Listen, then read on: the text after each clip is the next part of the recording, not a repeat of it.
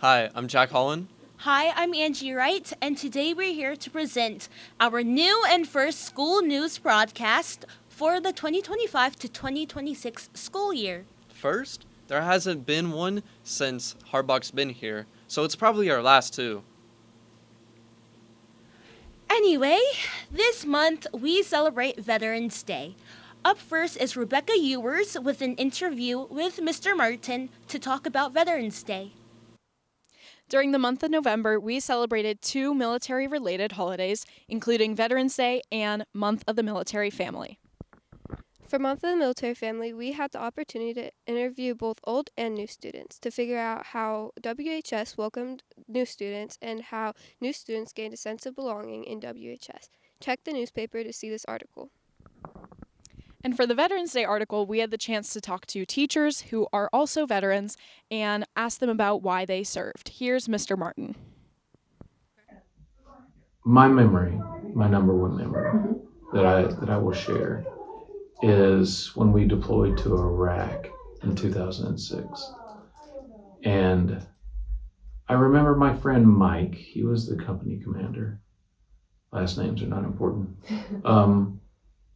Mike's sitting there with his family, and I'm watching him with his family and his children, and they're saying their farewells and goodbyes, and then Mike and the rest of the aviators, they go get in their helicopters and they fly off to port, and then Mike died on that same deployment.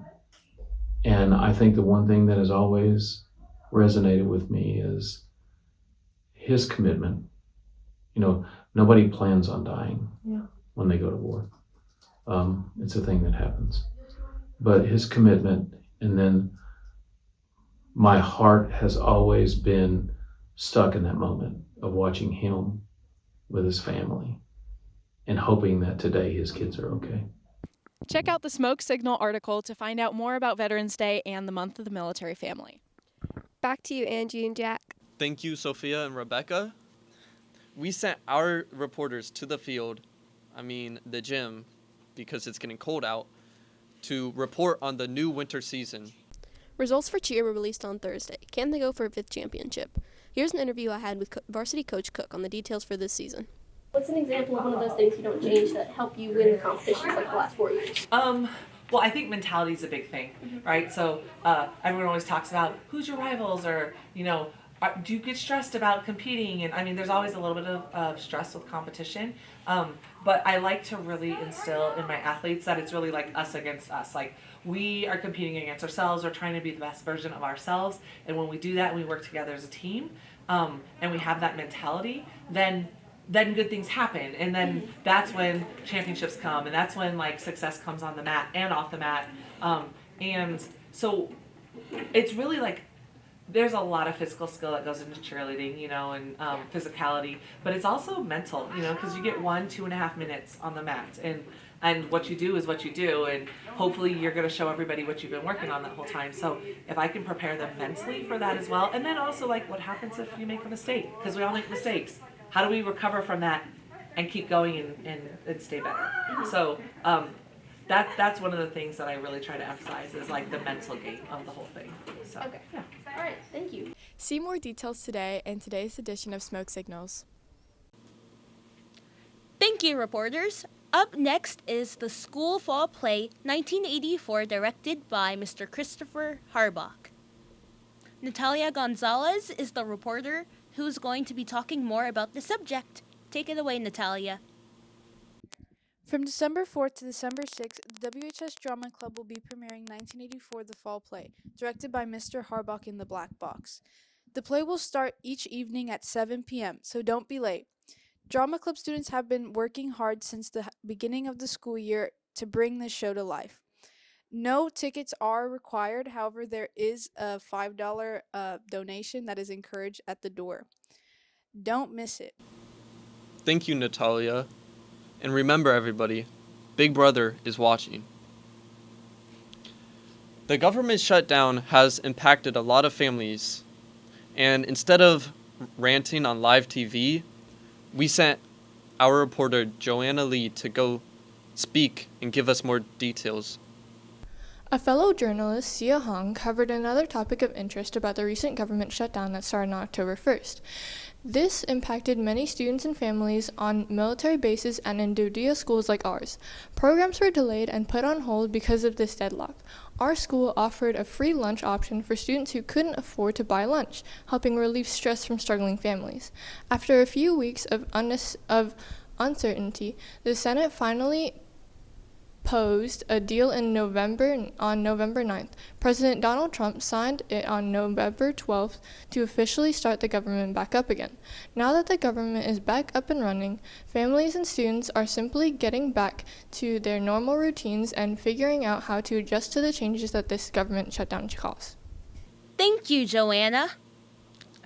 This year, we said goodbye to Mr. Z and hello to the new assistant principal, Mr. DiMartino. Joanna, your turn. After almost a month without one, our school is happy to announce the arrival of our new vice principal, Mr. J. DiMartino. DiMartino moved here from Vicenza, Italy, where he worked as an instructional systems specialist for Dodea Europe South. You can learn more about DiMartino in this month's Smoke Signals. Here's what he had to say as a greeting to the students at our school. Super excited to get to know everybody and just know that I take this job really seriously. That I'm here to support every single person, whether it's a student and the teachers and the principal, and I take that role really seriously, and I'm going to give it everything I got. Thank you, reporter. We are so excited to see our new vice principal. This Thanksgiving is not only about turkey, but also thankfulness. Culinary has participated in giving food to the homeless. We sent our reporters to go talk to the culinary teacher to give us more details. This month, the WHS had a Thanksgiving activity in the Information Center whose purpose was to fill a paper tree up with leaves that represent what people are thankful for. Hannah had a chance to speak with Miss Dunn on the mat. And how have you decided to come up with this activity for kids to write down what they're thankful for on these leaves? I thought of it because I wanted a way for everybody to physically see what they're thankful for. I think it's really powerful when we write things down and when we see things and read things. So then I just thought, what's a way we could do that? And my hope is that we can fill up the whole window of the IC with leaves, and people can come by and read what other people are thankful for, feel inspired by that. And when we really think about what we're thankful for every day, it really changes our brain and the way we think about things, and it keeps hope alive. How do you want this activity to impact students and make them feel at the end of the day?